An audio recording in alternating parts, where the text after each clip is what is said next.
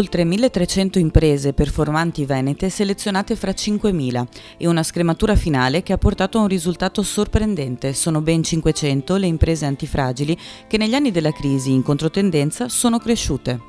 In un momento così delicato di cambiamenti, di situazioni che io definisco stabilmente instabili, era importante dare dei segnali agli imprenditori per far capire loro quali erano le imprese che riuscivano a rimanere sui mercati in maniera vincente. Tutto questo è stato al centro di Innovare a Day il 23 giugno 2015, evento conclusivo del progetto. Progetto importante che segna un passaggio fondamentale nella creazione di quell'ecosistema che coinvolge università, imprese e regione, che è fondamentale per lo sviluppo della conoscenza, del trasferimento di queste conoscenze e quindi per lo sviluppo del territorio. Sono infatti 100 le analisi di modelli di business su imprese significanti, scandagliati da una cinquantina fra analisti, ricercatori e docenti universitari.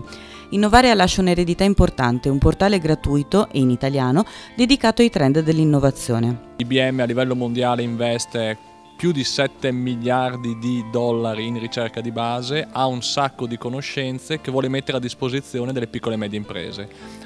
Ha lavorato all'interno del progetto per tentare appunto di costruire questo portale sui trend, facendo del Veneto un esperimento a livello europeo. Ciò che resta di un progetto unico nel suo genere è, infine, la consapevolezza che dalla crisi ci si può e ci si deve rialzare. Un bilancio molto positivo di Innovaria che diventa il modo di vedere le imprese nel futuro del Veneto. È un piano di politica industriale, è un inizio, non è una fine. È l'idea di rappresentare il nuovo modello di impresa e il nuovo modello di imprenditoria.